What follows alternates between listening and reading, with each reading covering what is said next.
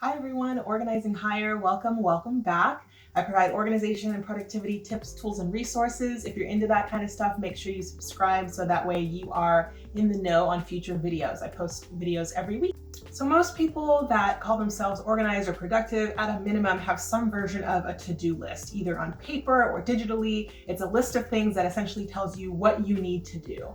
But sometimes having a to-do list doesn't really mean that you're getting anything done and you don't really feel super organized, especially if your to-do list is kind of out of control. So maybe you have a to-do list, but you somehow keep missing things or forgetting things, or you feel like you're spinning your wheels because as much as you're working, your to-do list seems to be getting longer, not shorter. In this video, I'm going to talk about some ways that you might be using your to-do list ineffectively. So instead of making you be more productive and organized, your to-do list has actually become a source of stress for you. I'm going to talk about some ways that you can overcome that tendency and ways that you can better use your to-do list so that it is a source of control and calm in the midst of chaos. As human beings, we have a natural need for completion. We want to know what happens. This is why we love a good cliffhanger. What happens at the end? Research shows that uncompleted tasks are kind of like a perpetual cliffhanger. We're always in the back of our mind thinking about that uncompleted task, knowing that we haven't made a decision on something or knowing that we still need to do something. We can't stop thinking about it. This is one of the main reasons why using a to-do list is always a really good productivity tip in general. You want to get that thought out of your head and into a system that you can trust will remind you to engage with that item when you need to engage with it. That being said though, I find that a lot of people have a to-do list that is really not even complete.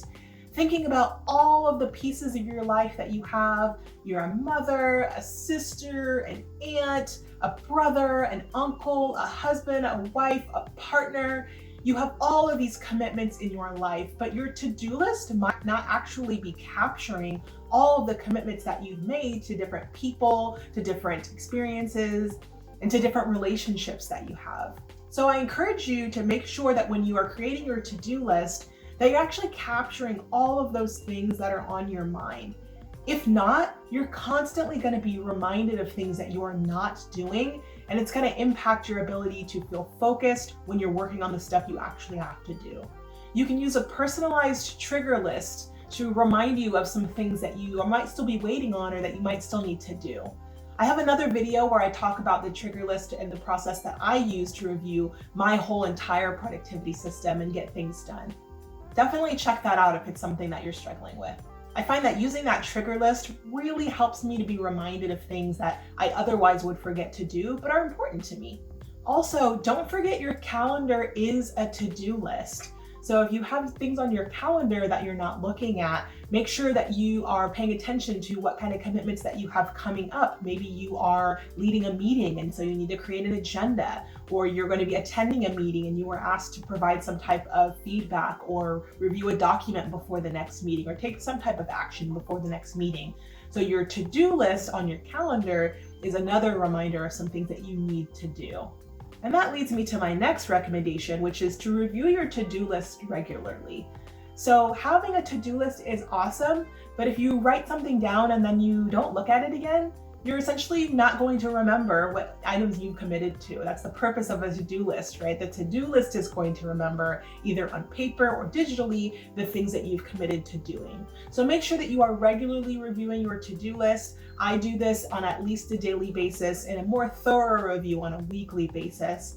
I talk about my weekly review process in another video and how that's so crucial for me staying on top of things I have to do at work and being proactive about tasks. So that way they're not a surprise when they happen because I've been preparing for them essentially a week in advance. So I encourage you to set aside some time each week, maybe an hour or 2 hours, where you're able to review your to-do list, review your calendar, and get clear and feel more in control about what you have to do on your to-do list, either for that day, that week, that month, or that quarter. This also really helps when someone comes and asks you if you can help with something or if you have capacity. You can feel a lot more confident answering that question because you'll know exactly what you've already committed to, and if you're taking on an additional task, might cause you to drop some plates in other areas. It's not uncommon for your boss to not really know what you're working on. And so if you can very confidently explain to them, well, I'm working on this project, and this project, sometimes it's a reminder for them, like, oh, wow, I didn't realize you were working on all of that. Okay, I'll ask someone else. Don't feel like you have to say yes. It's great to feel like someone has trust and confidence in your abilities to get the job done, but if you take on something that you don't have the capacity for, your odds of not meeting expectations increase. And you don't want to put undue stress on yourself just because you're worried that they'll never ask you again in the future for something.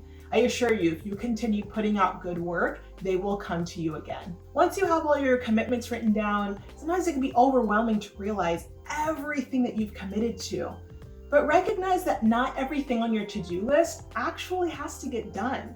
I do a separate video where I talk about lies like I have to do everything on my to-do list. So you might check that out to see what other things about productivity you might believe that actually aren't true.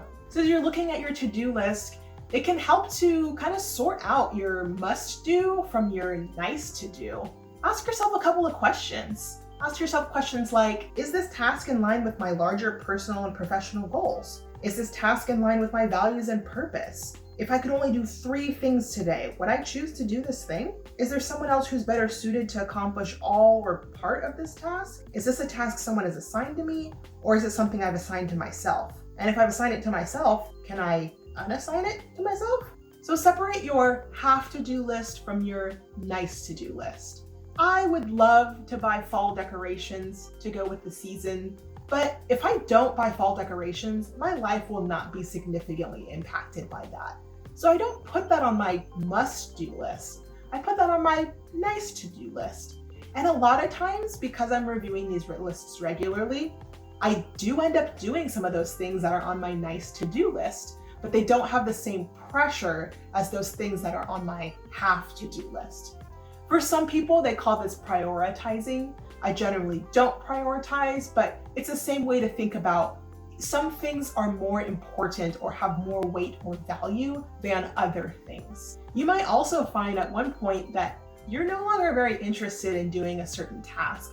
Maybe at one point it sounded like a great idea to buy fall decorations, but now that we're almost through November, not really that interested anymore. And then you decide to not do that task. Completely okay. I do it all the time. Having a to-do list is one of the best ways to make sure that your mind is clear, clutter-free, so that it's open and available to be inspired and come up with creative ideas.